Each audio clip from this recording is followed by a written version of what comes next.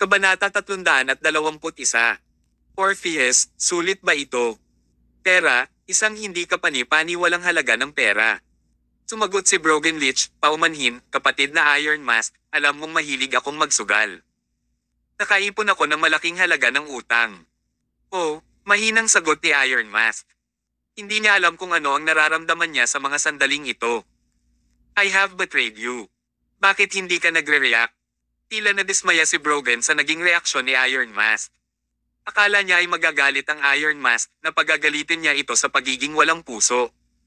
Gayunpaman, wala sa mga ito ang nangyari. Nakatayo lang roon ang Iron Mask na nagniningning ang kanyang mga bakal na kuko sa ilalim ng liwanag ng gabi. Kaya Brogan Lich, simula ngayon, kaaway ko na kayo. Oh, tinalamin ni Brogan ang tugon ni Iron Mask. Hindi ka ba nag-aalala kung mamatay si Tyr? Sabi ng Iron Mask, Demon Tower killing the boss. Brogan, naniniwala ka ba dyan? Totoo, hindi ako naniniwala na posible iyon. Sinabi ni Brogan, kahit 1,000 Demon Towers ay hindi kayang pumatay ng isang Tyr, lalo na kung nasa tabi niya si Don Quixote. Ito ay mas imposible. Gayunpaman, maaaring isuko ng Demon Tower ang kanyang buhay. Hindi ako naniniwala na si Tyr ay isang banal na nilalang tulad ng sinabi sa mga sabi-sabi. Tanging isang tunay na makajos na nilalang ang hindi masasakta ng bomba. Tumawa ng tusong si Brogan. Brother Iron Mask, ginawa kong maglagay ng bomba ang Demon Tower sa ilalim ng kanilang mga sasakyan. Maaaring maganda ang Shadow Department. Siguro alam na ninyo na ang Demon Tower ay isang traitor. Baka napatay na ni Tyr ang Demon Tower habang papunta dito. Ngunit ang Shadow Department ay hindi GPE. Kaya, hindi nila malalaman na ang mga kotse ay may mga bomba na nakalagay sa ilalim. Tina Tyr at Don ay nasa kotse. Hindi nila maaaring iwasan ang bomba. Maaari nilang iwasan ang bomba. Matigas na sagot ni Iron Mask. Ang boss, kaya niyang umiwas sa bomba. Ano? Umiling si Brogan. Hindi siya makapaniwala. Nalantad na ang sandata ni Iron Mask. Hindi mahalaga kung gaano niya ayaw na patayin si Brogan, wala siyang pagpipilian. Maaaring patawarin ng Regal Palace ang anumang mga kasalanan maliban sa kasalanan ng pagkakanulo. Ang nagniningning na mga kuko ng bakal ay umuugoy na patungo kay Brogan. Gayunpaman, naghanda siya. Naglabas siya ng itim na talim ng hukbo at agad na hinaranggan ang pag-atake ng Iron Mask. Clang! Lumipad ang mga sparks habang nagsasalpukan ng Metal Claw at Army Blade. Naglaban silang dalawa sa ilalim ng kalangitan sa gabi sa bilis ng kidlat.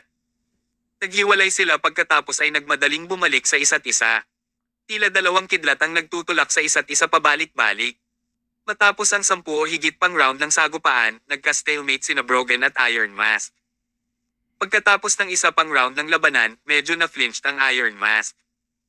Paus na sabi niya na may pagdududa, itinago mo ang iyong tunay na kapangyarihan sa harap ko mula pa noon. Kaya, Brogan, naisip mo na rin ang pagtataksil sa amin ng Regal Palace mula pa noon. Tama ba ako? Matapos mabunyag, wala nang dahilan si Brogan para magsinungaling. Napangiti si Brogan, walang kabuluhan na sabihin ang lahat ng ito ngayon. So, umamin ka. Huminga ng malalim ang Iron Mask at muling tumingin sa buwan na nagniningning sa kalangitan sa gabi. Ang maliwanag at nakakakalmang liwanag ng buwan ay sumikat sa kanyang katawan, ngunit parang sinusunog nito ang kanyang balat. Puno ng bloodlust ang mga mata ni Iron Mask. Brogan Lich, dito nagtatapos ang pagkakaibigan natin. Nawala ang Iron Mask pagkatapos niyang sabihin iyon kay Brogan. Gayunpaman, makalipas ang 1 segundo, nasa dibdib na ni Brogan ang kanyang kuko. Ano? Damaloy ang dugo mula sa dibdib ni Brogan at habang ito ay namumuo sa ilalim ng kanyang katawan. Nagsimula siyang mamanhid. Namula ang mukha niya sa gulat. Hindi mo ginamit ang buong kapangyarihan mo kanina. Walang sagot. Tinaksak ng Iron Mask ang dibdib ni Brogan gamit ang kanyang mga bakal na kuko. Pakiramdam ni Brogan ay nasa panganib ang kanyang buhay. Malakas na sigaw ni Brogan habang ginagamit niya ang talim ng kanyang hukbo para mabali ang mga kuko ng Iron Mask. Ang lakas na ito ay hindi kapani-paniwala. Huminga ng malalim si Brogan at tumalon sa balcony. Ang mga kuko ng Iron Mask ay inihagis sa isang pader sa tabi nila na nag-iwan ng 4 na malalalim na marka ng gasgas dito. Pinutol ng mga kuko ang dingding na parang piraso ng tofu. Bumangon ang Iron Mask at pumunta sa balcony.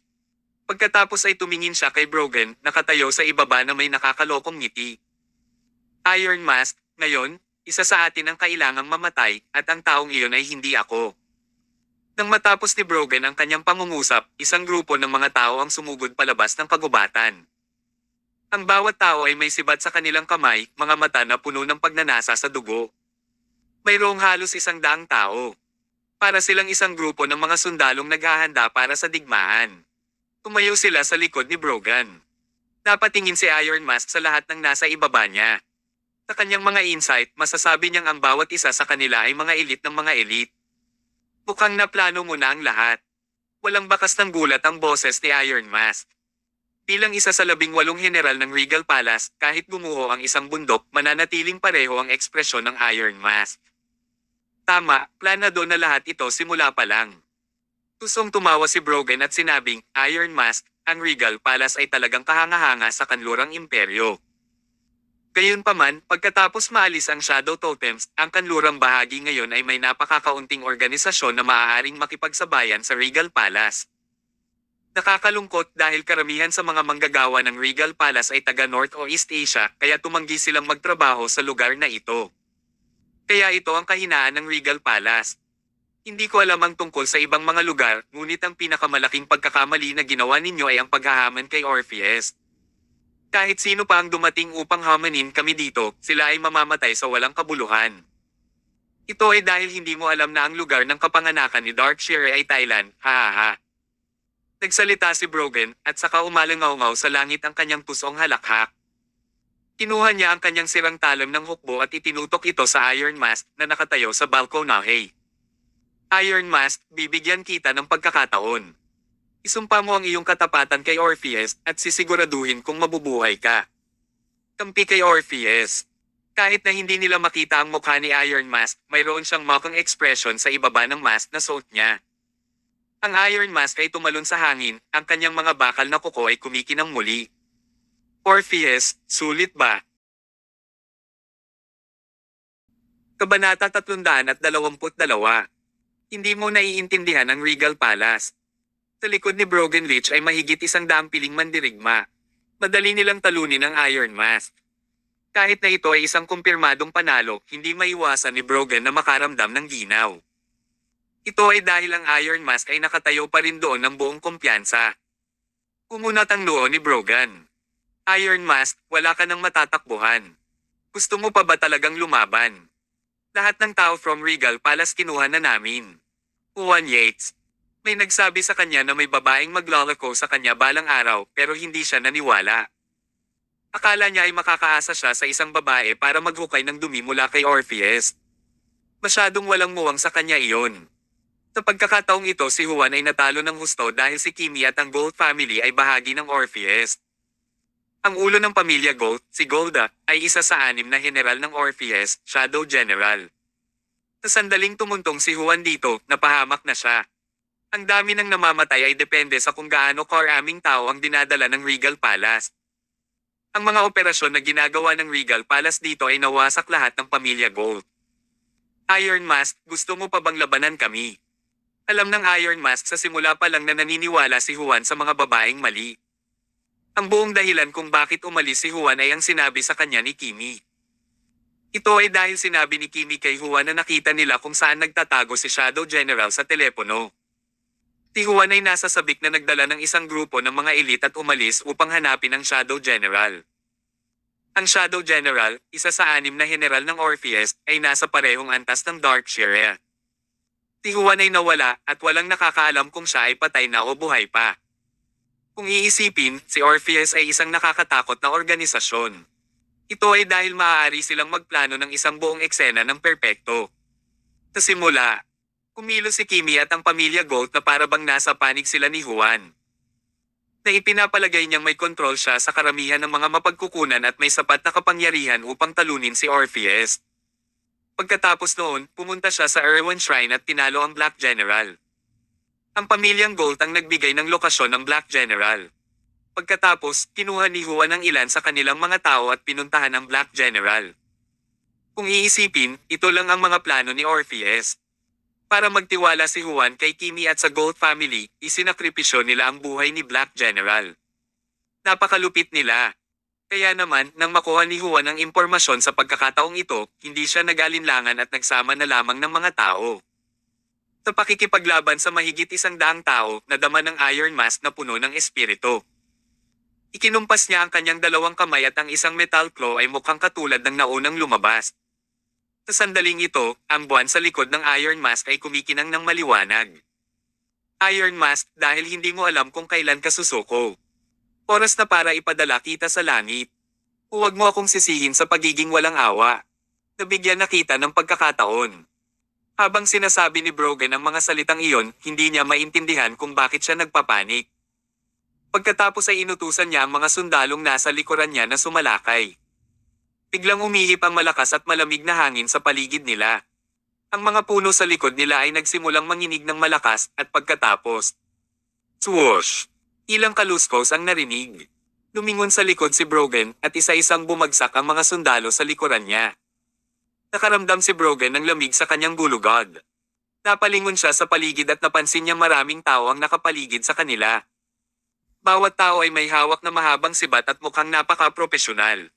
Ang kanilang kapangyarihan sa labanan ay maihahambing sa mga tao ni Brogan, ngunit sila ay mas malaki sa bilang.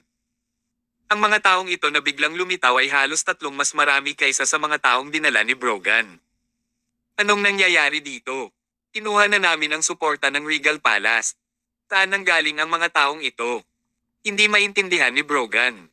Habang nakatayo siya sa lugar, natulala, mabilis na sumugod sa kanya ang Iron Mask. Klang! Ang mga kuko ng Iron Mask ay napigilan ng sirang talam ng hukbo ni Brogan. Gayunpaman, ginamit ng Iron Mask ang kanyang pangalawang kuko at dinaig si Brogan. Inihagis niya sa ere si Brogan. Umikot si Brogan ng ilang beses sa ere bago bumagsak sa lupa. Dumura siya ng dugo sa sobrang sakit ng dibdib niya. Pakiramdam ni Brogan ay namamanhid ang kanyang buong katawan. Ang kanyang dibdib ay napunit ng mga kuko ng Iron Mask. Nabali ang kanyang ribs at nasaksak pa ng isa ang kanyang mga organo. Towie! Nagdere pa ng dugo si Brogan. Nanlaki ang mga mata niya dahil hindi siya makapaniwala sa nangyari. Sa sitwasyong ito, walang sino man ang maniniwala na ang sitwasyon ay magiging ganito. Sa lahat ng mga taon na ito, nagsanay ng husto si Brogan. Itinago niya ang kanyang tunay na kapangyarihan sa labanan at naisip na halos nasa antas na siya ng Iron Mask. Kahit na hindi siya kapantay ng Iron Mask, ang pagkatalo sa Iron Mask ay hindi magiging problema sa dami ng taong dinala niya. Gayunpaman, ngayon napagtanto niyang ang napapalibutan ay sila. Gaano man siya nagsanay at nag-improve, hindi pa rin niya matatalo ang Iron Mask. Bakit? Napaungol si Brogan at tumingin sa Iron Mask na naglalakad palapit sa kanya. Hindi mo talaga maintindihan ang Regal Palace. Sagot ng paos na boses ni Iron Mask. Naawa siya kay Brogan bilang kaibigan at binigyan siya ng tamang paliwanag bago siya namatay. Mayroong 2 koponan sa bawat bansa kung saan may operasyon ang Regal Palace. Ang koponan na nagpapatakbo sa ibabaw at isa pa ay nagpapatakbo sa mga anino. Ang koponan na nagpapatakbo sa mga anino ay hindi kailanman lalabas maliban kung mayroong isang hindi nakokontrol na sitwasyon tulad ngayon. Ang Darkshire ay siguradong malakas. Siya ay makakalap ng ganoon kalakas na koponan sa napakaikling panahon para kay Orpheus. Ginawa niya talaga ang koponan ng Regal Palace na nagpapatakbo sa anino upang tumulong sa ibabaw. Gayunpaman, Brogan, hindi mo pa rin ba naiintindihan? Madaling winasak ng Regal Palace ang lumang Shadow Totem Organization. Kaya, paano magiging kalaban ng Regal Palace ang isang mahinang organisasyon tulad ni Orpheus? Lalo na kapag ang kasalukuyang Regal Palace ay kasing lakas ng 2 taon na ang nakakaraan. Huminga ng malalim si Iron Mask. Ayaw niyang maghirap pa si Brogan. Nais niyang bigyan siya ng mabilis at walang sakit na kamatayan. Inilapat ng Iron Mask ang kanyang mga kuko sa leeg ni Brogan. Si Brogan ay mukhang nagdurusa at nasasaktan. Sa ilalim ng maliwanag na liwanag ng buwan, nawala ng balanse si Brogan at nahulog sa lupa. Tumingin ang Iron Mask sa buwan at huminga ng malalim. 11 years mo na akong sinundan bago pa man naitatag ang Regal Palace. Nasa tabi mo na ako noon. Gayunpaman, hindi mo pa rin naiintindihan ang Regal Palace, ni hindi mo ako naiintindihan. Kabanata 323. Katwiran. Si Brogan Lich ay nagdere ng dugo sa kanyang sarili at sa Iron Mask. Sinubukan ni Brogan na gamitin ang kanyang natitirang lakas upang kunin ang Iron Mask ngunit napakinabangan niya. Nawala ng lakas ang kanyang mga kamay at hindi na makalayo pa. Ito ang parehas bago siya mamatay. Hindi niya mahawakan ang Iron Mask kahit sinubukan niya ang lahat. Nagpumiglas siya sa huling pagkakataon. Puno ng kislap ng puot ang kanyang mga mata. Sa sandaling ito, ang paligid ay nagmistulang isang hukay ng kamatayan. Patuloy pa rin ang labanan. Gayunpaman, ang pagtanggal sa Alipierce ni Brogan ay sandali lamang. Ang mga taong dinala ng Iron Mask ay mga taong nagtrabaho sa anino para sa Regal Palace. Ito ang tunay na kapangyarihan ng Regal Palace sa bawat bansa. Hindi na lumaban ang Iron Mask. Tumayo siya sa tabi ng patay na katawan ni Brogan at pinunasan ng dugo ng kanyang mga bakal na kuko.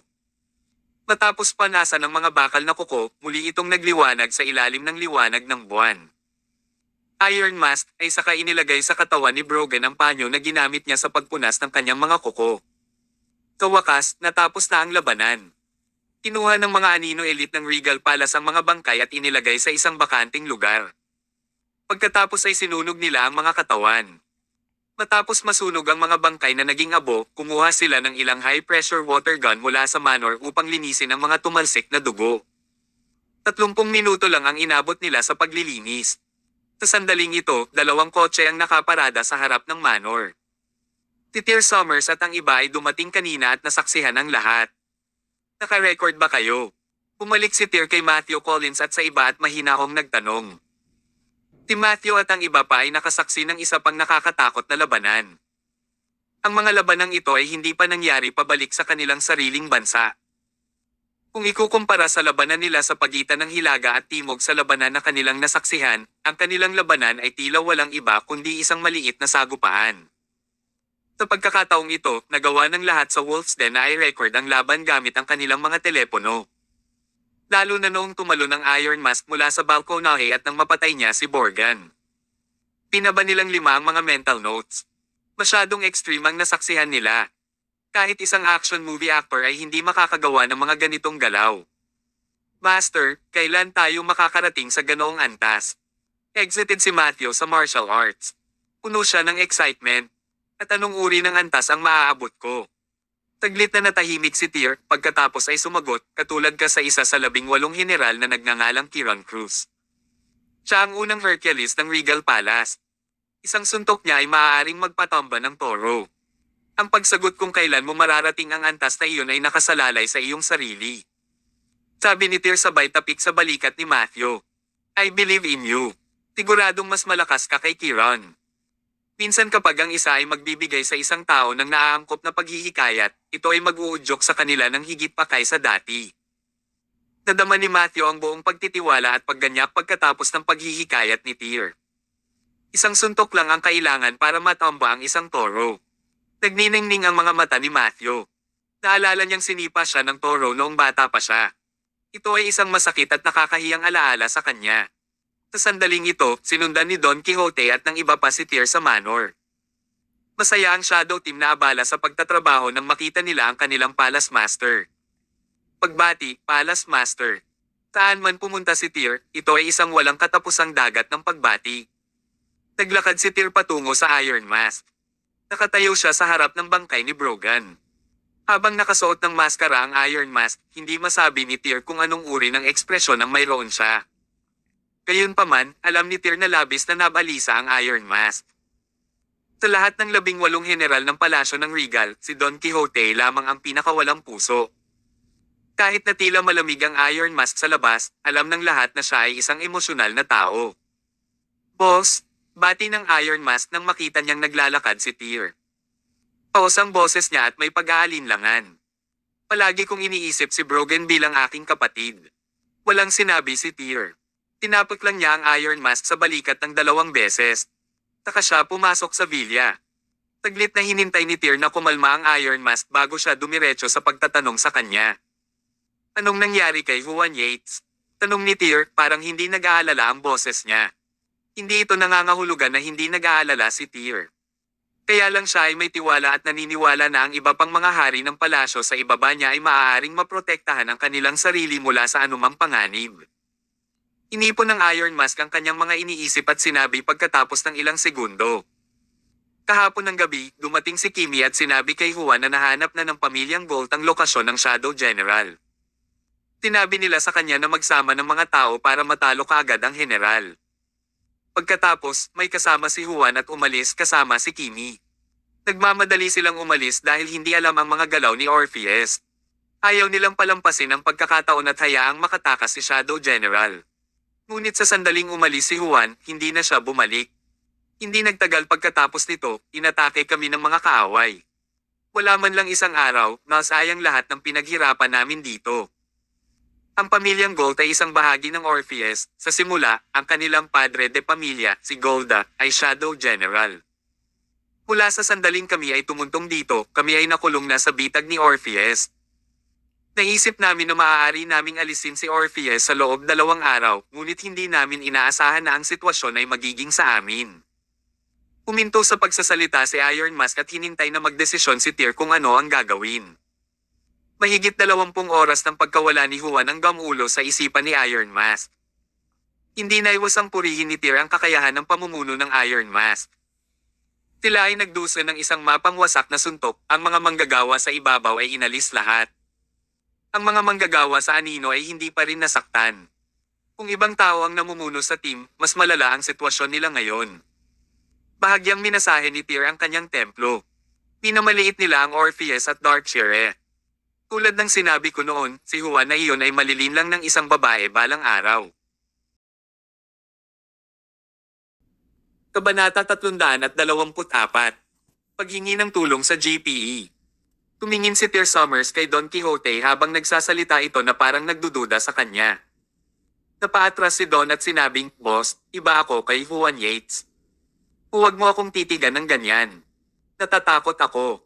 Also, Orpheus has planned all of this perfectly. Para makuha ni Juan ang pin, isinakripisyo nila ang Black General." Si Juan ay lubos na naniniwala kay Kimi dahil doon. Huminga ng malalim si Tyr at sinabing, "Huwag mong gawing dahilan ang mga babae. Malalaman ito ng ibang mga hari ng palasyo bago pa sila madaya. Kung hindi nasangkot si Juan sa mga babae, hindi ito mangyayari." "Ano ito?" Inampis ni Tyr ang kamao niya sa coffee table. Pinasag ng kamao ni Tyr ang glass coffee table. Hindi na nang-ahas si Don na magsalita pa. Kung hindi sinasadyang na-provoke niya si Tyr, baka masuntok na lang ni Tyr ang mukha niya hanggang sa hindi na ito makilala. Hindi lamang nagsimulang magplano si Orpheus nang dumating si Juan dito, sabi ni Tyr. Napasimangot si Don at Iron Mask. "Boss, anong ibig mong sabihin?" Pagdating ni Juan, ito na ang simula ng laban namin ni Orpheus. Tinimulan nila siyang gamitin pagdating niya at naging sanhi ng lahat ng ito, ano? No, it was earlier than that. Kahit ako ay kalkulado sa mga plano nila. Nagsindi ng sigarilyo si Tyr at huminga, ang simula ng plano ni Darkshire ay ginamit sa akin. Naiintindihan ko na. Alam ko na kung bakit maaaring kalabanan ni Orpheus ang Regal Palace, kung bakit maaaring magplano si Darkshire ng ganoong kalaking operasyon sa loob ng 1 taon. Speaking of which, kumpara kay Darkshire, wala akong sapat na alindog. Napabuntong hininga si Tyr habang nakatingin sa buwan. Ipinaalala sa kanya ng buwan ang Darkshire. Ang numero 1 Grim Reaper ng matandang Shadow Totem, kapareho niya si Tyr. Pareho silang maganda na parang Diyos. Ginawa ni Darkshire na atakehin ako ni Pluto hindi para patayin ako, kundi para akitin ako sa kanyang bitag. Napakatalino ni Darkshire. Alam niyang kung sasabihin lang niya kay Pluto na atakehin ako, hindi ito magagalit sa akin. Kaya, pinuntirya niya ang aking anak. Nilaso ng general ng Pluto ang aking anak na babae na nagtagumpay sa pagpapagalit sa akin. Dahil doon, gagawin kong pumunta si Juan sa Asia upang labanan si Orpheus. Kaya, ang sandaling dumating si Pluto upang pilitin ako ay ang unang hakbang ng plano ni Darkshire. Nakalkula na ang lahat hanggang ngayon. Mabangis na tuso si Tyr habang nakatingin sa buwan. Natawa si Tyr dahil sa wakas ay naunawaan na niya kung gaano kadelikado si Darkshire. Para bang kaaway niya ito sa mundo. Ang Darkshire ay lubos na katulad ni Tyr. Noon, hindi ko kinwestiyon ang katotohanan na si Pluto ay dumating upang pukawin ako ay kainahinala. Ang layunin niya ay sirain ang aking kalooban na mabuhay. Talagang mapanlin lang siya. Naging seryoso ang Iron Mask at Dawn. Nagulat ang iba pang miyembro ng Wolf's Den. Ang pagsunod kay Tyr ay isang nakabukas na karanasan. Ang tanging nagkakamot ng ulo ay si Matthew Collins. Puno ng pagkalito ang mukha niya. Hindi maintindihan ng kanyang simpleng utak ang sinasabi ni Tyr. May bagong impormasyon ba ang Shadow Department? Tanong ni Tyr. Umiling ang Iron Mask. Mula sa sandaling nawala si Juan, ipinaalam ko na sa departamento ng Anino. Ginamit na ng Chiroptер ang lahat ng mga mapagkukunan ng departamento ng Anino upang mahanap si Juan. Gayunpaman, sa pagkakataong ito, naghanda si Orpheus sa Adva upang labanan ito. Dapat ay may ginawa sila upang pigilan siya ng Shadow Department na mahanap siya. Lumakat sa pangunahing bahagi. Naiinip ako.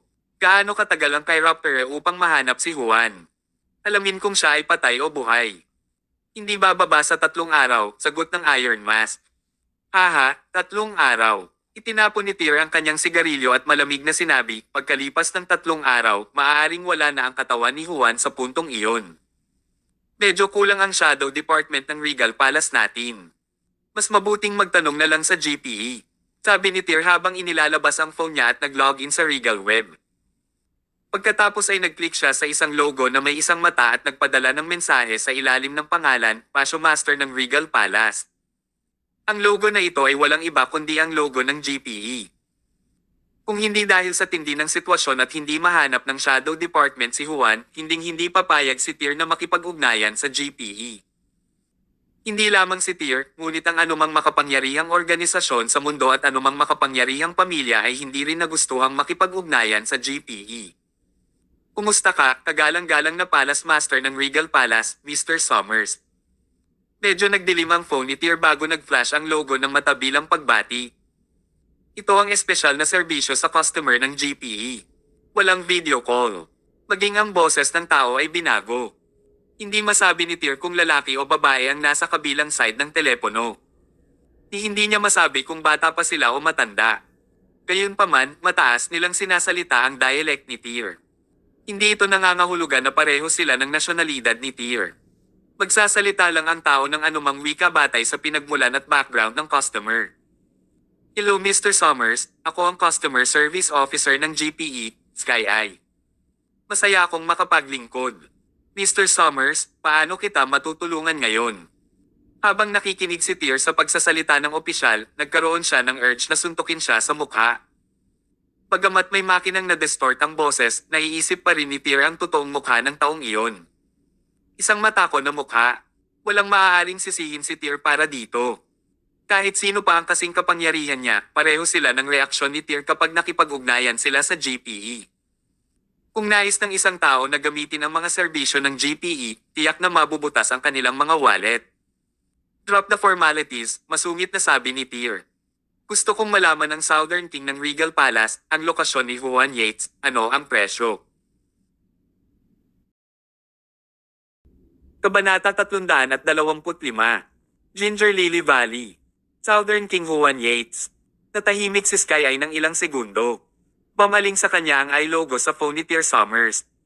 Makalipas ang halos 10 segundo, sinabi ni Sky Eye, napakaklasipika ng impormasyon ni Juan Yates, kaya kahit ikaw Mr. Summers. Stop spouting nonsense, get to the point. What's the price? 300 milyon. 300 milyon. Nanghina ang mga mata ni Tyr at nanginginig ang kanyang katawan. Oo, 300 milyong US dollars. Ano? Muntik nang itapon ni Tyr ang phone niya. Talagang tinutupad ng GPE ang reputasyon nito sa pagsingil sa mga customer ng walang pag-iingat. 300 milyong US dollars para lang sabihin sa kanila kung nasaan si Juan sa kasalukuyan. Si Tyr ang may pera at ang Regal Palace ang may pera. Gayunpaman, hindi lamang nila maaaring gastusin ang pera. Gusto ni Tyr na tapusin ang tawag pero kapatid niya si Juan. Hindi niya siya kayang iwanan. Kahit na namatay si Juan, gusto pa rin ni Tyr na hanapin ang kanyang katawan. Handa siyang magbayad ng 300 milyon. Ililipat ang pera sa bank account ng GPE. Ibigay mo sa akin ang kanyang lokasyon. Kailangan ko ito ngayon. Okay, Mr. Summers? Dahil ikaw ang Palace Master ng Regal Palace, maaari naming ibaluktot ang mga patakaran at ipadala sa iyo ang impormasyon bago ang iyong pagbabayad. Taglit na nagdilim ang telepono ni Tyr at mabilis na bumalik sa pangunahing pahina ng Regal Web. Pagkatapos ay nakatanggap siya ng isang email. Agad na binuksan ni Tyr ang mail para basahin ang lokasyon ni Juan. Ang kanyang lokasyon at maging ang kanyang sitwasyon at ang mga kalaban na kanyang kinakaharap ay malinaw na naitala sa email. Kailangan talaga niyang bigyan ng kredito ang GPE. Kung ang isa ay handang magbayad, magpapadala sila sa kanila ng anumang impormasyong kailangan nila. I have one's location. He's not dead, but he's injured. He's in a sticky situation right now. Ilang tao ang mayroon tayo ngayon? Agad na sumagot ang Iron Mask, mga 500, bawat isa sa kanila ay mga elite at may mga sandata sila. Tama na. Tumango si Tyr. In 30 minutes, magtitipon lahat dito. Pupunta tayo sa Ginger Lily Valley. Oo. Agad na inipon ng Iron Mask ang lahat, si Tyr naman ay pumunta sa balcony at pinagmasdan ng mga umuugong na puno. Ang panahong ito ay tag-ulan. Umuulan ng halos 20 araw sa isang buwan. Sa sandaling ito, nagsimulang bumuhos ang ambon.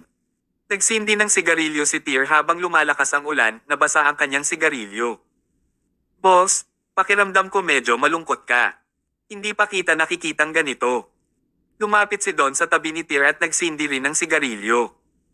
Kuya Tyr, don't worry, si Juan ang Southern King ng Regal Palace, hindi siya mamamatay.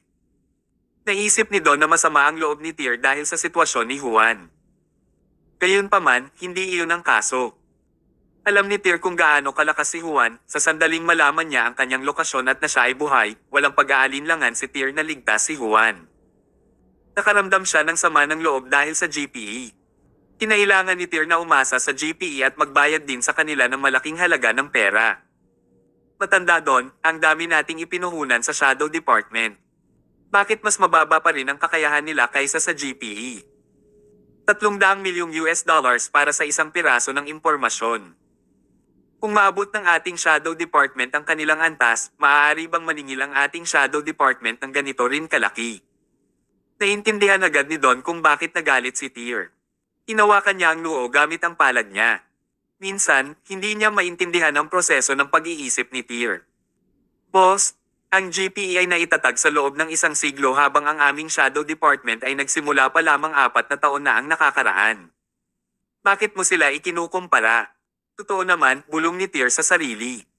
Gayunpaman, ang ating Regal Palace ay itinatag 7 taon na ang nakakaraan.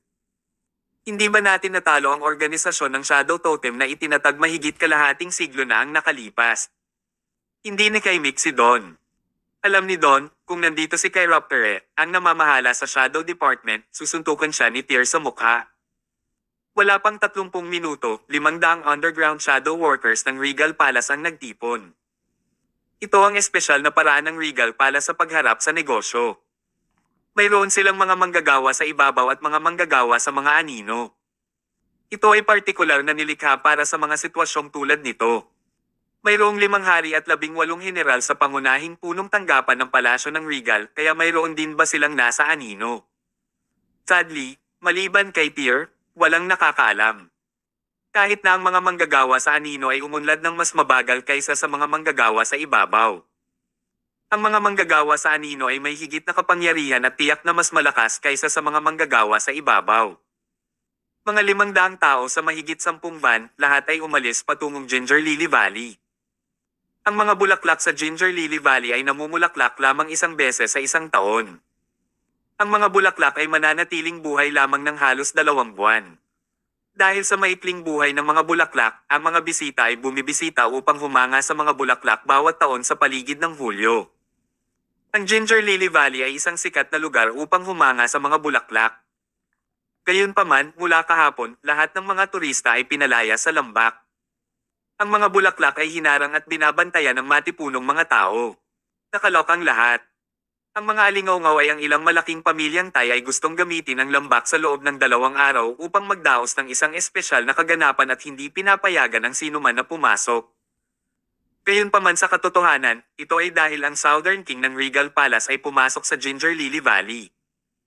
Ang pamilya Gold ay umupo ng isang grupo ng mga mersenaryo para tugisin siya at patayin. Sa oras na ito, 3:00 ng umaga, sa Ginger Lily Valley. Napakalaki ng Ginger Lily Valley. Gayunpaman, ang lugar na pinahihintulutang tingnan ng iba ay isang maliit na bahagi lamang nito. Sa kailaliman ng Ginger Lily Valley ay may iba't ibang lambak. Maging ang mga manggagawa rito ay hindi na pumasok sa loob dahil hindi sila nang ahas. Kabanata 326. Ang hitsura ni Juan Yates. Mga 10 taon na ang nakalilipas, gustong palawakin ng Ginger Lily Valley ang viewing area. Nagpadala sila ng ilang tao upang tuklasin ang lambak, ngunit hindi na bumalik ang mga taong iyon. Nagkaroon ng iba't ibang tsismis tungkol sa kanilang pagkawala. Ang ilan ay nagsabi na ito ay mabangis na hayop, habang ang iba ay nagsabi na ito ay pinagmumultuhan. Gayunpaman, ang tunay na dahilan ay maaaring walang signal ng GPS at sila ay nawala o sila ay nahulog sa bangin at namatay. Madilim ang itim ng 3:00 ng madaling araw sa Ginger Lily Valley. Natakpan ng mga ulap ng ulan ang buwan. Ginawa nitong lumabo ang buong lambak. Nagsimulang bumuhos ang ulan sa Pink Valley. Karaniwan, ito ay magbibigay ng kaaya-ayang mabulaklak na amoy, gayunpaman, ang hangin ay amoy dugo. Mayroong isang grupo ng mga tao sa mga grupo ng 20 na gumagala sa paligid ng lambak. Lahat ay nakasuot ng itim na uniforme ng sundalo, may hawak na sandata sa kanilang mga kamay. Sila ang mga mercenaries. Ang bawat isa sa kanila ay dumaan sa masiglang pagsasanay at maraming beses na duguan ang kanilang mga kamay. Kahit nagawa sa bakal at bakal, pagod pa rin sila sa pamamaril. Ito ay dahil nawala na si Juan Yates ng isang araw at isang gabi sa Ginger Lily Valley. Sa maikling panahong ito, mahigit 1,000 tao ang humahabol sa kanila. Gayunpaman, ang mga mersenaryong ito ay parang walang buhay na mga manika na puno ng pagnanasa sa dugo. Mayroong higit sa 1,000 sa kanila, ngunit wala silang mahanap na 10 tao lamang nang ang kalahati ng kanilang grupo ay napatay na. Maupo tayo at magpahinga saglit. Buong magdamag kaming nagbabantay. Hindi natin sila kayang labanan ngayon. Si Juan at ang kanyang mga subordinate ay mahirap hulihin. Kung hindi namin inireserba ang aming enerhiya, hindi namin sila mahahanap. Kahit na mahanap namin sila ngayon, kami ay papatayin.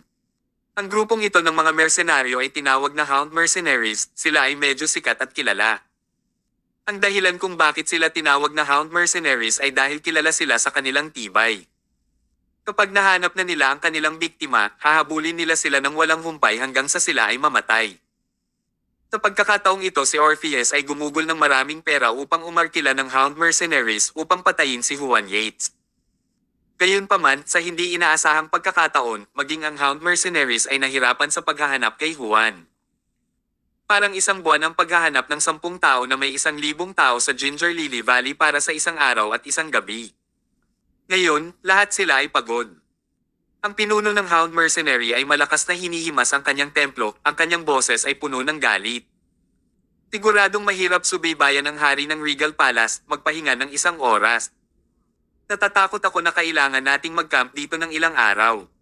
Pagod na humiga sa flower bed ang mga tao mula sa Hound Mercenaries. Kumuha sila ng 1 bote ng tubig at 1 pakete ng biskwit at nilamon iyon.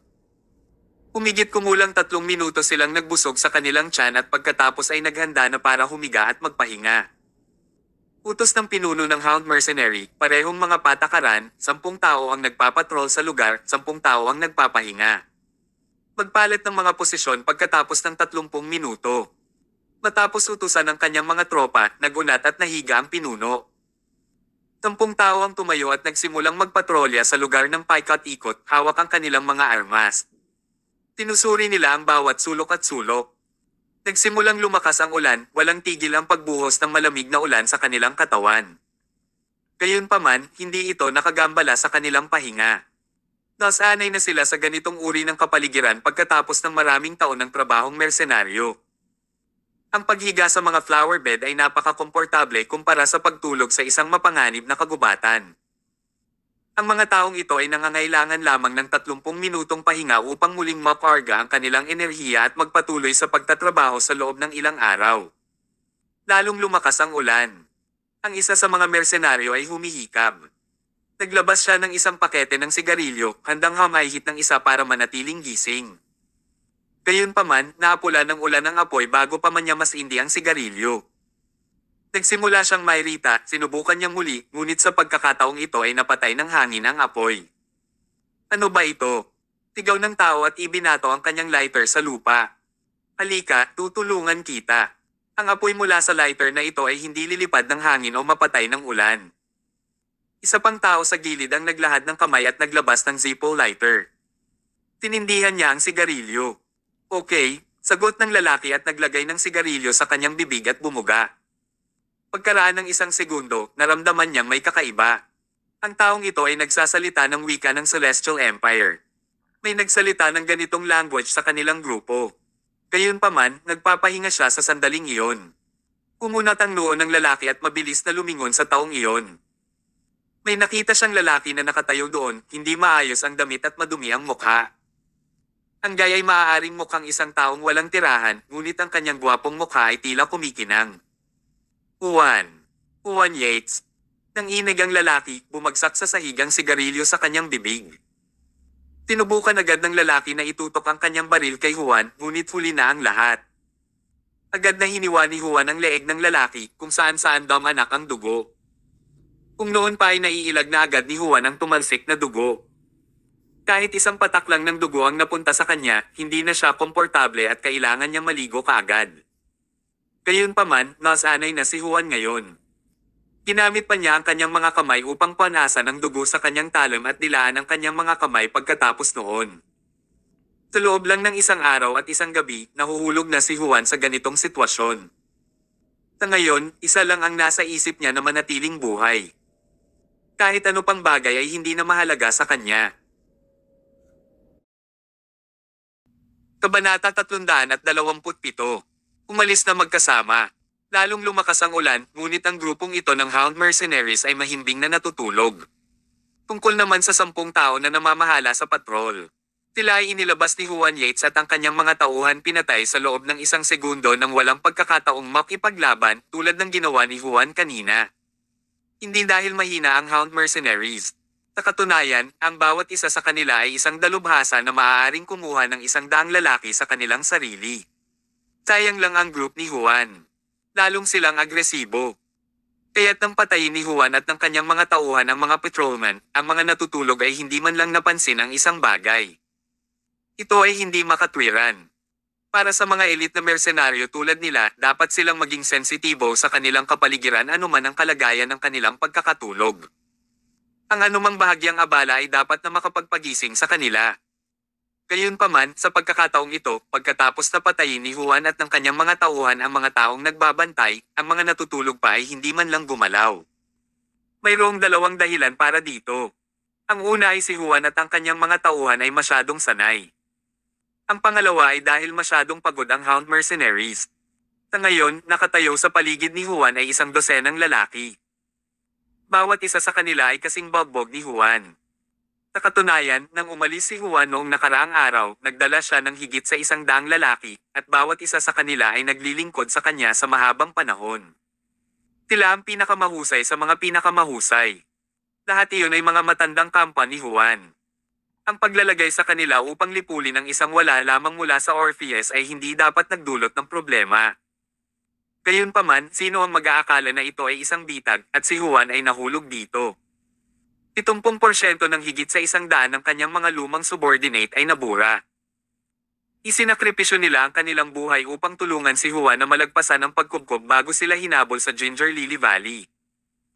Sa oras na pumasok sila sa Ginger Lily Valley, ang mga tauhan ni Juan ay nasa humigit kumulang 30 katao habang ang kalaban ay may higit sa 1,000 tao. Pagkaraan ng isang araw at gabi, ang 30 tauhan ni Juan ay bumaba sa kasalukuyang 12. Ang bilang na ito ay nagpahirap kay Juan.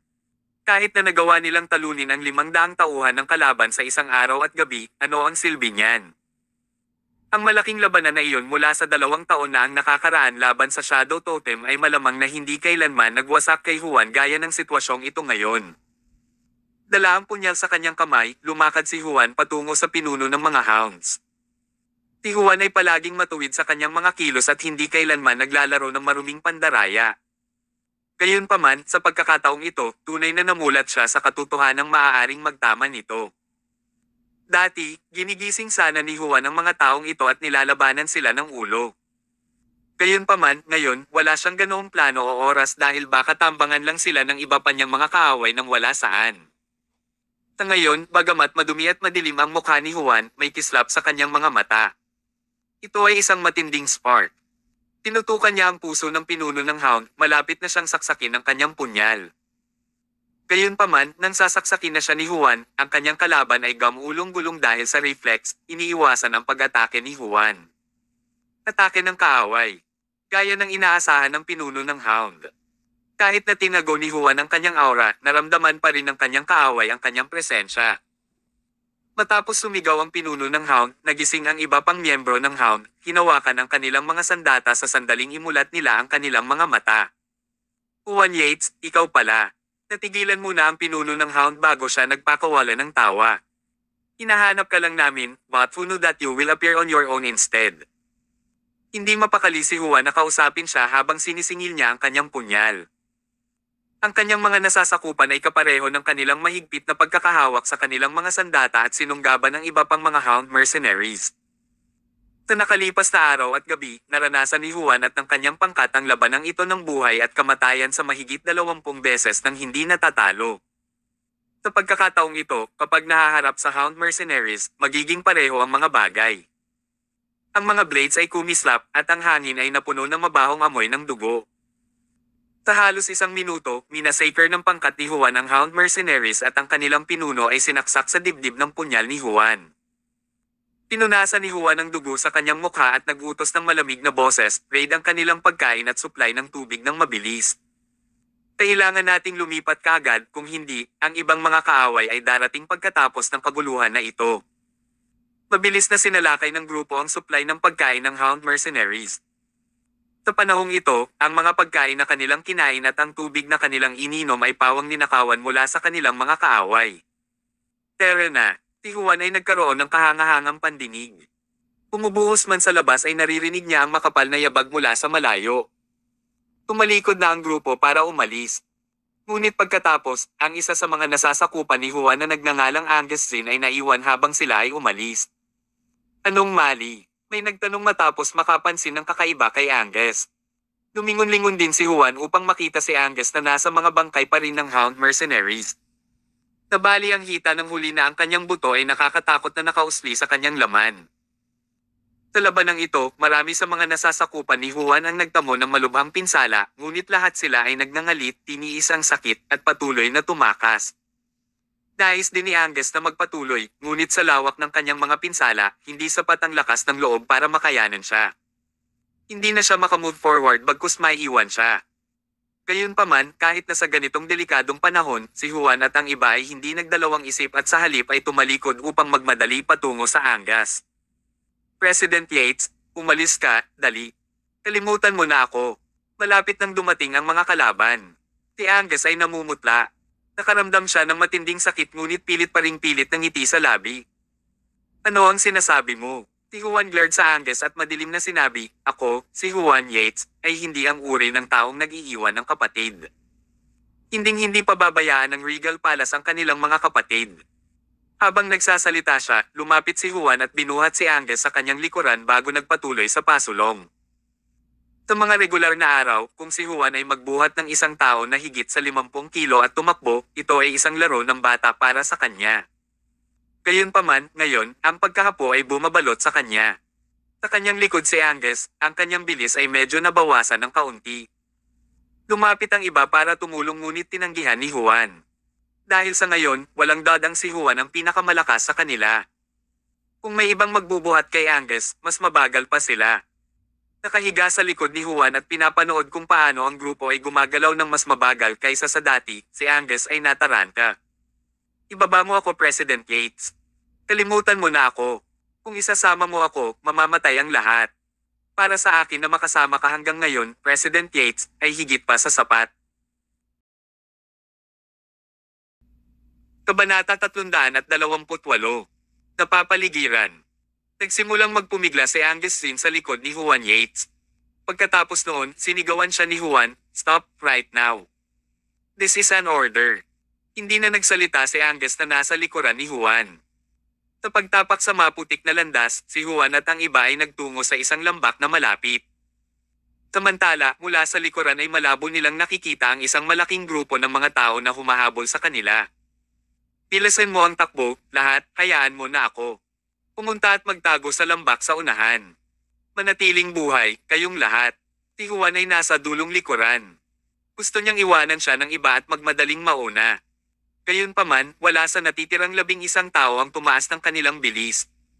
Nanatili silang kasama ni Juan. Dahil dito, nakaramdam din si Juan ng kawalan. Ang grupo ay tumigil sa pag-uusap, sumulong lamang sa lambak dahil ang kanilang buhay ay nakasalalay dito. Biglang napangiti si Angus na nakahiga sa likuran ni Juan. Nakakasilaw ang ngiti niya. Sa kanyang kabataan, si Angus ay namumuhay ng isang trahedya na buhay na patuloy na binubuli ng iba. Nakilala niya si Juan nang hindi sinasadya pagkatapos noon at nagsimulang sumulong sa kung nasaan siya ngayon. Dahil sa Juan at Regal Palace, naramdaman ni Angus ang init ng isang pamilya nitong mga nakaraang taon. Nakatulong sila sa kanya na matanto na sa madilim na mundong ito, mayroon pa ring liwanag. Masaya si Angus na nasa Regal Palace nitong mga taon. Ang Regal Palace ang kanyang tahanan. Sa katunayan, hindi lang si Angus. Maraming tao sa Regal Palace, kabilang si Nemesis, ang 18 general, at ang 5 hari, marami sa kanila ay katulad ni Tyr mula sa isang trahedya na background. Matagal na nilang naranasan ang mga trahedya sa buhay na naunawaan nila kung gaano kahirap na makamit ngayon. Dahil sa group na ito ng mga taong minsang nahulog sa kawalan ng pag-asa at nabigyan ng isa pang pagkakataon sa buhay, ang Regal Palace ay maaaring umunlad sa numero 1 organisasyon sa reign.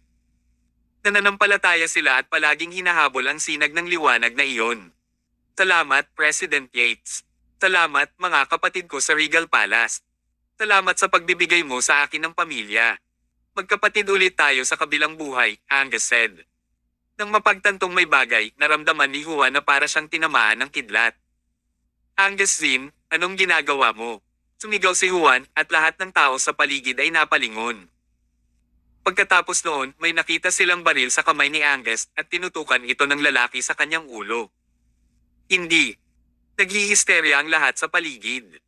Gusto nilang pigilan siya, ngunit huli na ang lahat. Bang! Umalangaw-ngaw sa kalangitan ng gabi ang tunog ng putok ng baril. Nabulabog ang ulo ni Angus at tumalsik ang dugo sa likod ng ulo ni Juan. Sa ilalim ng nagbabagang init, may bahid ng lamig. Nang mga sandaling iyon, bumuhos ang ulan mula sa noo ni Juan na bumabagsak sa kanyang pisngi hanggang sa gilid ng kanyang mga labi. Inilabas ni Juan ang kanyang dila para dilaan ang tubig ulan sa kanyang labi. Paano kakaiba? Ang tubig ulan na ito mula sa langit ay maalat. Hindi iyon tubig ulan. Ito ay ang mga luha ni Juan. Sigaw ni Juan. Umiiyak ang lalaking hindi tumulo ang luha sa loob ng maraming taon. Ibinuka niya ang kanyang bibig, gustong sumigaw ng malakas, ngunit kahit anong pilit niya ay hindi dumating ang boses. Gayunpaman, patuloy pa rin ang pag-agos ng luha mula sa kanyang mga mata. Hindi lang siya, kundi ang iba pang nakapaligid sa kanya ay namumula rin ang mga mata habang nakatayo, nakaugat sa lugar na parang mga poste na kahoy. Ibinaba ni Juan si Angus. Sa sandaling iyon, ang hitsura ni Angus ay mukhang nakakatakot, na kalahati na lamang ng ulo na ito ang natitira. Para sa natitirang kalahati, sinubukan ni Juan na pagsamasamahin ang mga ito, ngunit imposible. Pinalibutan ng grupo ang katawan ni Angus sa katahimikan. President Yates, tatakbo pa ba tayo? Sa wakas ay may nagtanong dahil mas malapit na ang kanilang mga kalaban. Hindi kami. Mariin na umiling si Juan. We'll just let this be it. It's enough that we have made it this far. Angus didn't want to drag us down, so he chose to end his life. He thought of us as brothers, so how could I, Juan Yates, mag-iwan ng kapatid? Habang nagsasalita, naglabas si Juan ng isang pakete ng sigarilyo na bahagyang nabasa ng ulan. Tinindihan niya ang isang medyo tuyo. Matapos ang isang kaladkarin, ipinasa niya ito sa isang kapatid na katabi niya. Sumanghap din ang kapatid bago ipinasa sa isa pang kapatid. Sa wakas, nang huminga ang ika-11 kapatid, ibinalik niya kay Juan ang natitirang kalahati ng sigarilyo. Nilagay ni Juan sa tabi ni Angus ang kalahating naubos na sigarilyo. Kuya, mahaba ang daan patungo sa Netherworld. Huwag kang masyadong maglakad. Malapit nang dumating ang mga kapatid mo para samahan ka. Pagkasabi noon ay hinawakan ni Juan ang kanyang punyal at tumayo. Inangat niya ang kanyang ulo, tumangala sa buwan, bahagyang natatakpan ng madilim na ulap. Napapikit siya, huminga siya ng malalim. Boss, Han, Saban Sky, Brooke. All of my brothers of Regal Palace, I Juan Yates, will be going ahead. Maging magkapatid ulit tayo sa kabilang buhay. Pagkatapos sabihin niyon, sinilip ni Juan ang bawat isa sa natitirang 11 nasasakupan at tinanong, takot ba kayong lahat sa kamatayan? Nagtawanan ang lahat. Sa puntong ito, sino pa ang matatakot sa kamatayan? Tapat na sa kanila ang mamatay kasama ang kanilang mga kapatid. Natawa din si Juan. Pagkatapos, tumayo siya at tumingin sa malaking grupo ng mga kaaway na paparating upang palibutan sila. Samot-saring flashlight ang bumungad sa kanila. Sa isang saglit, tila naging araw ang dilim ng gabing bumabalot sa grupo ni Juan. Kasama si Juan, ang 12 tao ay nanindigan na parang mga demonyong walang takot. Dumaan ang malaking pulutong ng mga tao, maraming grupo ang naghalo sa loob nila. Kabilang sa mga taong ito ang mga elite mula sa pamilyang Gold. Mga mersenaryo na binayaran ng pamilya ng malalaking halaga upang upahan mula sa buong mundo at malalakas na mandirigma mula sa Orpheus. Ang grupo ay umabot sa humigit kumulang 300 tao na may mga mamamatay tao na aura na dumadaloy mula sa kanilang mga nilalang. Nang makita ng mga taong ito si Juan at ang kanyang mga tauhan, sumili ang mga ngiti sa kanilang pagod. Matapos makipaglaban sa Ginger Lily Valley sa loob ng isang araw at gabi. Ang lahat ay palaging nasa takot dahil si Juan at ang kanyang grupo ng mga multo ay maaaring makalusot sa kanila at lipulin sila anumang oras. Masyadong mabigat para sa kanila. Matapos ang isang araw at gabing pagtugis, parang isang siglo na ang lumipas para sa grupo. Gayunpaman, ngayon, sa wakas ay hinabol na nila si Juan. Halos 10 na lang ang natitira sa mga super elite na subordinate ng lalaki. Mabilis na pinalibutan ng mga taong ito ang grupo ni Juan, natatakot na muli silang makatakas. Matapos palibutan sila, napanatili lamang ng magkabilang panig ang kanilang mga paninindigan. Wala sa mga pinuno ang lumabas para magsalita. Umalaklak si Juan. Nagsindi siya ng panibagong sigarilyo at humila ng matagal. Pagkatapos noon, iniskan niya ang mga taong nakapaligid sa kanya at sinabing, Kimi, ngayong umabot na sa ganito, wala nang saysay na magtago pa. Lumabas ka na. Kabanata 329. Labanan ng mga nakulong na hayop. Umiwalay ang mga tao sa unahan, at isang babaeng nakasuot ng itim at masikip na damit na may makapal na figure at napakarilag na mukha ang lumapit. Nasa tabi niya ang isang subordinate na may hawak na payong sa ibabaw niya. Sa sandaling iyon, ang babaeng ito ay nagpapalabas ng aura ng isang inang reyna. Dati, hindi pa nagsusuot ng ganito si Kimi sa harap ni Juan. Siya ay naging masunurin at banayad, ngunit ngayon, halos hindi na siya makilala ni Juan Yates. Kung hindi ka ang Southern King ng Regal Palace, naisipan kong pakasalan ka, sabi ni Kimi. Bagamat may malabong pagmamahal sa kanyang tono, naramdaman ni Juan na tiyak na nahulog si Kimi sa kanya. I'm sorry, Juan. I have no choice because my father, Golda, is far from Orpheus. Meron din siyang ibang identity, which is one of the former member of Shadow Totem's 24 Nightbringers. So, after your Regal Palace wasak Shadow Totem 2 taon na ang nakararaan, nakatadhana na ang Gold ang iyong magiging sinumpaang mga kaaway. It was also destined that you and I can never be together. Sa puntong ito, walang kabuluhan para kay Kimi na magsabi pa. Hanggang dito na ang narating ni Juan, kaya't matagal nang nagawa ang mga kaisipang dapat ay inayos. Siya ay nakaset up. Mula sa unang araw na dinala niya ang kanyang mga subordinate, siya ay nakaset up. Kaya lang, hindi inaasahan ni Juan na matatalo siya ng ganoon kaunos-lunos. Tama si Tyr sa sinabi niyang siya, Juan Yates, balang araw ay makakatikim ng pagkatalo sa kamay ng isang babae. Noong nakaraan, si Juan ay palaging may tiwala sa kanyang sarili, sa pag-aakalang hinding-hindi siya gagawa ng ganoon kabulgar na pagkakamali. Gayunpaman, ngayon, tunay na naunawaan ni Juan ang kahulugan ng mga salita ni Tyr. Hindi siya Diyos. Kaya, paano siya nakakasigurado na hindi siya mabibigo? Kimi, hindi na kailangan pang sabihin. I admit na talo. Umiti si Juan. Mabangis ang kanyang ngisi habang mas mahigpit ang pagkakahawak sa punyal sa kanyang kamay na parang nakulong na hayop. Huminga ng malalim si Kimi bago sinabi sa malamig na tono, kung handa kang sumuko, marahil ay may iligtas ko ang iyong buhay. Naniniwala ako na kaya kong hikayatin ang aking ama. Kung handa kang sumali sa aming hanay, gagawin ng aking ama at hindi ka papatayin. Bukod dito, sinabi ni Darkshire na ang 5 hari ng Regal Palace, bawat isa sa kanila, ay nagkakahalaga ng kanyang paggalang. Kung handa kang sumali sa Orpheus, hinding-hindi ka gagawing masama ni Darkshire. You'd asking me to join Orpheus. Pumalaklak si Juan bago itinuro ang bangkay ni Augustine. Timmy, kung napaka-invincible ni Darkshire, kaya ba niyang buhayin ang lalaking ito? Kung kaya niya, I'll join Orpheus right now. Galit na galit ang ekspresyon ni Timmy. Puno ng galit ang boses niya. Juan Yates, binibigyan kita ng pagkakataon. Huwag mong ipilit ang swerte mo. Hindi ko kailangan ng pagkakataon mo. Nang tumingin si Juan kay Timmy, puno ng hinanakit ang mga mata nito. Kung hindi dahil sa babaeng ito, hindi siya mahuhulog ng ganito kababa. Hindi natakot si Juan sa kamatayan. Gayunpaman, ang daang higit na kapatid na naglilingkod sa ilalim niya sa loob ng napakaraming taon ay patay na lahat. Dumudugo ang puso niya. Mas mabuting magtago ka na lang mamaya or I'll show you no mercy, deklara ni Juan. Ang kanyang mga aksyon ay malinaw na nagpahayag ng kanyang intensyon. Ang lalaki ay ang Southern King ng Regal Palace. Mamamatay lamang siya sa labanan kaysa sumuko sa kanyang mga kaaway. Parang kidlat, sinuntok ni Juan si Timmy. Walang pagdadalawang isip na sumunod sa kanya ang 11 nasa likod ni Juan. Panatilihing ligtas ang batang Miss. Sa isang iglap, hindi bababa sa 20 elite ang pumaligid kay Timmy at pinrotektahan siya habang siya ay umatras. Ang iba naman ay nag-awit ng kanilang mga armas at sinugod ang grupo ni Juan.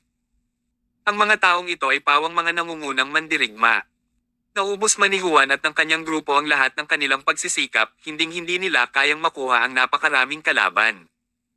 Hindi nagtagal, sunod-sunod na bumagsak ang mga eksperto sa tabi ni Juan. Sa unang 11, 7 na lang ang natitira. Si Juan ay dumanas din ng ilang laslas. Sa mga taong ito, marami sa kanila ang mga nangungunang mersenaryo o elite assassin at iisa lang ang layunin nila na patayin si Juan. Ito ay isang eksena na marahil ay inasahan ni Darkshire matagal na ang nakalipas. Noong winasak ng Regal Palace ang Shadow Totem, nakatakas si Darkshire at itinatag ang Orpheus, isang organisasyong dalubhasa sa pagsasanay ng mga assassin at mersenaryo. Ang layunin ng kanyang organisasyon ay mag-recruit ng parami ng mga nangungunang mersenaryo at mamamatay tao sa ilalim ng kanyang pamumuno. Ang lakas ni Juan ay halos huli sa 5 hari, mas malakas lamang kaysa mahinang James Zabanskay. Gayunpaman, hindi iyon nangangahulugan na siya ay mahina. Kahit na siya ay halos huli sa 5 hari, ang lakas ng pakikipaglaban ni Juan ay wala pa rin sa mga chart. Sa pinakamalakas na ranggo ng manlalaban sa mundo, nagkaroon din si Juan ng lugar dahil ang malalakas na manlalaban ay nasa lahat ng dako sa Regal Palace. 20 elite na dalubhasa ang nagsiksikan sa paligid ni Juan, sari-saring armas at galaw ang umuulan sa kanya. Ang kasalukuyang sitwasyon ay katulad ng isang grupo ng mga gutom na lobo na kumukubkob sa isang lalaking leon. Kahit na ang mga gutom na lobo na ito ay mas mababa kaysa sa lalaking leon ng paisa-isa, kapag sa mga grupo, ang isang leon ay hindi makakapantay sa kanila kahit gaano pa ito kalakas. Hindi nagtagal, natabunan ng mga sugat si Juan. Sa kanyang paligid, wala nang makita ang kanyang mga nasasakupan. Nalunod sila sa karamihan o patay na. Nakahimlay sa paanan ni Juan ang mga bangkay ng mga piling mandirigma.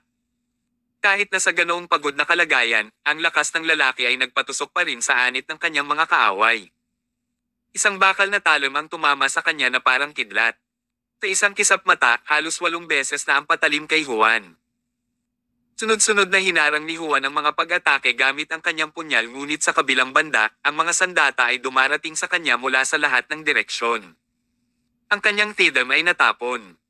Nabigong makaiwas sa isang atake, marahas na nilaslas ng bakal na talam ang kanyang dibdib, at napaatras si Juan na mabigat na bumagsak sa lupa.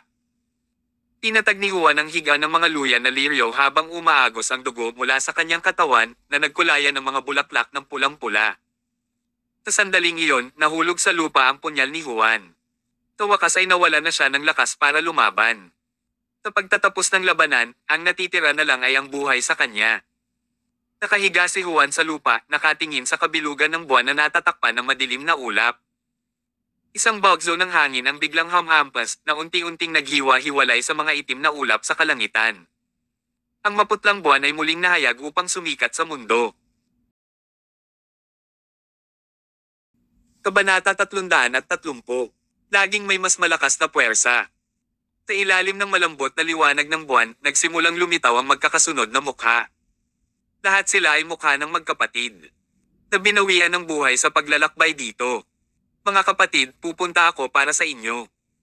Boss, mga kapatid ko sa Regal Palace, ang pamilya ko, kung may susunod pang buhay, ako, si Juan Yates, ay magiging kapatid mo pa rin. Hehe. Tumawa si Juan. May bahid ng relief sa boses niya. Pagkatapos ng mahabang pagtakbo, siya ay pagod na pagod. Ngayon, sa wakas ay makakapagpahinga na siya ng maayos. Papalapit ng papalapit ang mga yabag sa kanyang paligid habang ang lahat ay nagmamadaling maunang pumatay kay Juan. Ito ay dahil ang pamilya Gold ay naglagay ng bounty na 6 na bilyong dolyar sa ulo ni Juan mula pa noong una. Higit pa rito, hindi lang ang pamilyang Gold, sa International Dark Web, ang 5 Kings ng Regal Palace at 18 general ay may parehong mataas na mga pabuya sa kanilang mga ulo. Bawat isa sa 18 general ay may gantimpala na 6 na bilyong dolyar habang ang 5 hari ay nagkakahalaga ng 18 bilyon bawat isa. Para naman sa Palace Master ng Regal Palace na si Tyr Somers, sinabing ang kanyang bounty sa Dark Web ay lumampas sa 30 bilyong dolyar. Kaya naman, kung sino man ang makagawa ng pangwakas na dagok kay Juan, hindi lang sila makakatanggap ng premium pera ng pamilya Gold, makukuha rin nila ang reward sa Dark Web. Nakabuuan ay 24 na bilyong dolyar. Ito ay isang nakakabaliw na numero. Kahit na ang isa ay isang nangungunang mersenaryo o mamamatay tao sa mundo, hinding-hindi nila magagawa ang ganitong halaga ng pera sa kanilang buhay. Ngayong halos nasa huling hininga na si Juan at mabilis nang maalis, sino ang tatalikuran ng magandang pagkakataon? Wala na talagang lakas si Juan para makipaglaban. Kaya lang, namumungay ang mga mata, pinagmamasdan niya ang unti-unting paglapit sa kanya ng nagbabantang mga tao sa paligid. Siya ay masyadong napagod sa punto ng pag-aatubili upang ilipat ang isang daliri. Kung magngangalit siya at tumayo, marahil ay maaari pa niyang talunin ang isa o dalawang lalaki. Gayunpaman, iyon ay magiging walang kabuluhan. Nakahiga si Juan sa lupa, patuloy na nakatitig sa buwan. Ang mga anyo ng mga silhouette ng kanyang mga kapatid na pinapakita ng mahinang kumikinang na buwan ay naging mas malinaw. Tumakaway sila kay Juan dahil sinabihan sila ni Juan na huwag masyadong mabilis na maglakad sa landas patungo sa Netherworld na dapat nilang hintayin siya. Gayunpaman 1 segundo ang lumipas. Lumipas ang 10 segundo. Lumipas ang 30 segundo. Gayunpaman, hindi nangyari ang hinihintay na kamatayan. Nagsimulang umalangaw-ngaw ang mga tunog ng metal sa paligid niya. Ang isa pang labanan ay tila nagsimula kaagad pagkatapos ng maikling katahimikan mula noong siya ay nahulog. Bukod dito, nararamdaman din niya ang panganib na bumabalot sa kanyang katawan na mabilis na nagwawala. Ang mga taong nakapaligid sa kanya na nasa sabik na pumatay sa kanya ay tila nagpanik bigla. Maraming mga silhouette ang dumausdas at nagsimulang makipaglaban ng husto laban sa kanila. Nakahiga pa rin si Juan sa lupa, nakatingin sa buwan. Ang mga anyo ng kanyang mga kapatid na sinasalamin ng liwanag ng buwan ay nagsimulang maglaho hanggang sa hindi nagtagal, sila ay tuluyang nawala. Sa sandaling iyon, biglang napagtanto ni Juan na hindi siya mamamatay ngayong gabi. Sa tabi niya, isang silweta ang humaharurot pabalik-balik na parang hangin. Kakaiba ang armas na hawak niya. Ito ay isang panestis. Isang scalpel na kasing manipis ng pakpak ng sikada. Kahit hawak niya ang talem, nasa pagitan ito ng 3 daliri dahil napakaliit ng scalpel para magkasya sa kamay niya. Gayunpaman, kahit na tila kakaiba ang kilos ng paghawak sa talem na ito, nagbigay ito ng nakakatakot na aura. Kahit sino pa ang kalaban ng talem na ito, maging hari man ng mga mersenaryo o pinuno ng mga assassin, hindi sila tatayo kahit isang slash. Ang scalpel na ito ay galing sa bayan kay Needle Set. Ang set na ibinigay kay Tyr Somers ng kanyang master, ang Beggar King, na may kasamang ilang surgical scalpels. Ang mga karayom at scalpel ng acupuncture ay maaaring magligtas ng buhay ng isang tao, ngunit maaari rin nilang patayin ang mga ito. Sa mga regular na araw, halos hindi ginagamit ni Tyr ang scalpel bilang sandata, ngunit ngayon, ginagamit na niya ito. Hindi dahil sa sobrang lakas ng mga kalaban na nakaharap niya, sa halip, galit na galit si Tyr.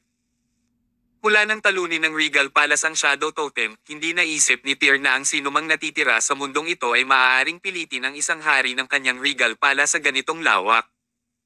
Nakatingin kay Juan na nakahandusay sa lupa na puno ng dugo at halos hindi na huminga, nagulo ang isip ni Tyr. Ang mga elit na nasasakupan ni Juan ay patay na lahat, ang kanyang kalooban ay namatay din kasama ng kanyang mga tauhan, na durudge ng lubusan. Hindi nagtagal, wala nang mga kaaway sa paligid ni Juan.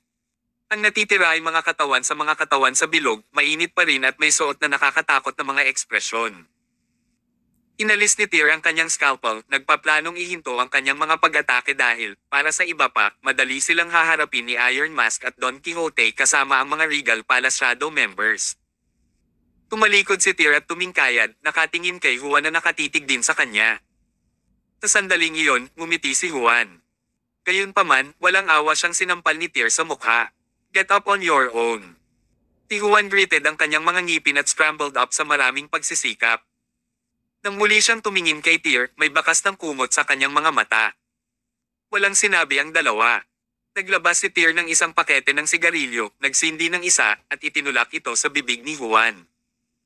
Nakarating sila sa ika-11 oras. Kung nahuli sila ng kahit 1 minuto, si Juan Yates ay maaaring nagsumbong kay Satanas ngayon.